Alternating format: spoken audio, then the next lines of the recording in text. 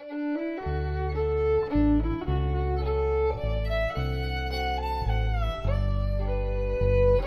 lot of the indigenous knowledge of the area, I think, has actually been preserved in a unique way. The Cherokee Reservation in North Carolina, which is, just over the hill, that community actually did stay pretty close. But I think there are definitely some knowledge gaps, just specifically with regards to like the natural resources in the area. Jody lives in the Appalachian Mountains of East Tennessee. Like many people in his community, he utilizes common resources, such as medicinal herbs, foraged in the surrounding forest.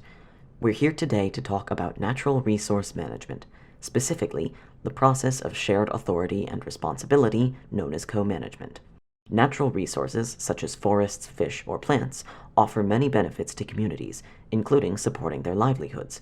But when each person's use diminishes the resource for others, attempts to maximize individual gains could lead to resource collapse for everyone. Garrett Hardin famously described this social dilemma as the tragedy of the commons. While some agreed that Hardin's proposed solutions, privatization and state control, were needed to preserve common resources, others criticized Hardin's model as simple and unrealistic. After all, many real-world examples exist of successful and sustainable community-driven common property management schemes. Continuing research spurred development of the field of common property theory, explored in Nobel laureate Elinor Ostrom's book, Governing the Commons. Ostrom's influential work rejects universal validity of Hardin's claims. Instead, Ostrom explains management strategies by which communities can cooperatively manage their resources sustainably. One of these strategies is co-management. Often considered a gold standard for natural resource management, co-management goes by many names and is difficult to define due to the variety of strategies it encompasses. But several key features of co-management are agreed upon. These features include sharing of power between actors at multiple scales, involvement of multiple actors with distinct interests, interdisciplinary nature, iterative learning, and a formal co-management agreement which outlines priorities, responsibilities, and conflict resolution. Co-management is understood as a process rather than an end goal. Theoretically, the range of co-management activities lies between complete state control and complete community control, incorporating the experience and knowledge from both. Often, this requires devolution of power from the state to local communities. Co-management is a participatory process and can happen along a range of involvement levels. Managers often attempt to progress from less participatory levels to higher ones. The goal is a partnership of equals, joint decision-making, and the pursuit of common objectives under community control. Research of co-management is difficult because each management scenario is unique and depends upon an array of context-specific factors. This is very tough theory. It isn't just two or three variables that you can analyze. And so sometimes variables that may be conducive under one condition aren't under another. Because of this complexity, co-management eludes distillation to a predictive model. Instead, researchers can explore the potential problems and benefits of a co-management arrangement within a framework of the major elements. This framework describes the co-management process as a function of preconditions such as a resource shortage, characteristics of the social, ecological, and resource system, and outcomes. Systems and contexts are too diverse and complex to take a prescriptive approach to co-management. However, researchers do agree on some common themes associated with co-management success. For example, Ostrom's recommendations for commons management stress the importance of participatory decision-making, accountability, and locally appropriate rules.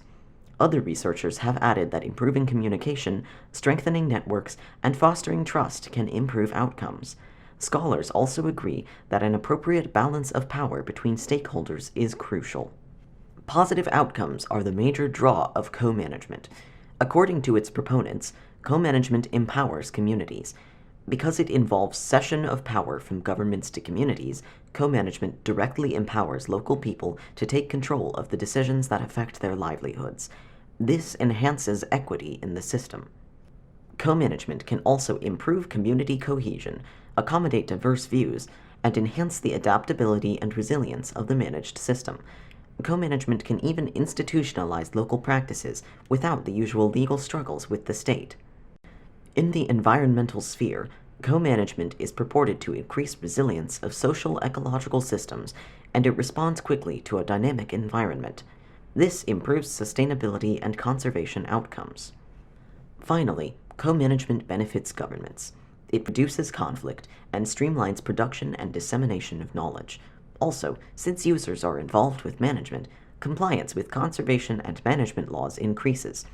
And, since co-management is a somewhat self-organizing process, it's thought to be stable and sustainable. These benefits are becoming more important as globalization and environmental change increasingly impact markets, ecosystems, and communities. Multi-scale environmental destabilization and social transformations demand a flexible management strategy that can increase adaptive capacity. But is co-management up to the task? Results from empirical studies vary, and critics claim that co-management falls short or even precipitates perverse outcomes. Let's investigate whether co-management meets its stated goals. First, co-management claims to incorporate both traditional and scientific knowledge, advancing management, but some scholars argue that the process of knowledge co-production distills away essential lived and cultural aspects of traditional knowledge. Such co-produced knowledge then reflects the state's existing policies, not local understandings. Michael, whose family lives in a remote mountain community in Vermont, says his family's lore is passed down through generations in a rich tradition of storytelling. Michael agrees that while research can't capture the nuances of traditional knowledge, managers have an obligation to incorporate it. I think they should and they have to. I think there's always going to be a little bit they're going to miss out because it's not just like good research, it's like a preservation of culture. Co-management also aspires to improve equity, especially in poor communities. But critics say that the benefits of co-management often flow to wealthier community members, entrenching existing hierarchies. Furthermore, stakeholders rarely have equal interests in a resource, so a formalized co-management agreement of equal power sharing may be equal but not equitable. Co-management also aspires to redistribute centralized power to communities, but in practice, co-management often extends state power, serving instead to reinforce existing power relations by pushing state-backed scientific resource management and state priorities into local communities. Also, co-management is a bureaucratic process, and undertaking it can force local people to adapt to and internalize the imposed management norms. This saps communities' capacity to challenge state management practices. Moreover, co-management is inherently political because it involves restructuring power relations, but currently, co-management is undertaken to solve management problems, not political ones, leaving no room to address political issues and histories of disempowerment. Let's move on to ecological outcomes. Studies have shown that co-management is often successful in helping communities use natural resources sustainably. Because of this, simplified Western views of the ecologically noble savage often go unchallenged. But the livelihood needs of a community often diverge from conservation goals. Some researchers even claim that communities manage only for long-term income, not conservation, and Western understandings of a human-nature dichotomy often alienate indigenous communities, deepening the divide. Davina, who is not available for video interview, grew up on a cacao farm in Papua New Guinea. There, she said, her family planted things naturally, unlike managers in Australia who focus on boosting yields. Davina said, "I'm not prejudiced, but white people don't know how to plant anything." Her remarks illustrate the divide between managers and communities with differing objectives. Co-management claims to accommodate diverse views, but relies on agreements that serve the interests of all actors. When these agreements don't eventuate, trust between actors can degrade, and communities are left with ecological management tasks of an inappropriate scale. Finally, co-management is expected to be self-sustaining, thus easing the government's workload.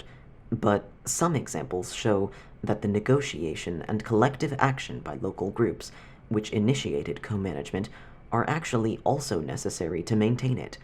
Since small communities can't sustain a long-term struggle, state or private interests can subvert these supposedly self-sustaining arrangements. These varied critiques all return to a root issue of power. Power can be a positive force enabling proper management, but can also be negative and disruptive. Unfortunately, holders of power have a vested interest in not critically examining its distribution, and despite power's role in co-management, studies on the topic are rare. In Jody's community, the locally foraged ginseng plant now fetches high prices in Asian markets, leading to poaching and depletion. But Jody cites a complex history of oppression in the region and a deep mistrust of government as alternative causes of management failure. It was just a really poor area. This goes back like a lot of the context for it just goes back to the extractive industry. If people were better off economically, I do think it would have a positive effect. In general, decisions are made at a higher level than most people perceive they have any influence over. Power sharing is also constrained by politics of discrimination, which exclude or disenfranchise marginalized actors to the detriment of co-management outcomes. Malaika, a researcher focusing on the interaction of wildlife conservation and society, explains how the legacy of oppression disempowers communities.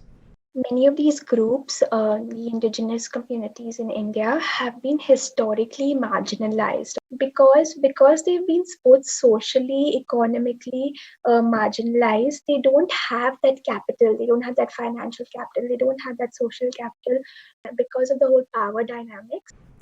While a deeper examination of power is outside the scope of this assignment, it behooves practitioners to examine the distribution of power both before and during the co-management process, and whose interests that process really serves.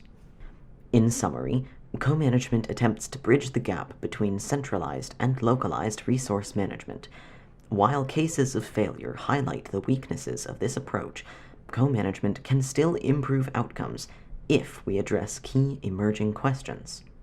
So, how we look at technology, information, international markets, and the polycentric organization, the ground up organization, and how they fit together, those are very important questions. Addressing power imbalances will also require action across sectors and scales. We need the nexus between the research, the scientific community, and the policy makers to be strengthened. And right now, we need a shift, really creating small scale citizen action groups and getting together, understanding what's happening. So I think as more people get kind of on board with it, it's going to be tooth and nail. I can see that there's some changes that's definitely starting to take root. Hey, this is how this can be managed in a way that is going to not just benefit you personally, but benefit everybody.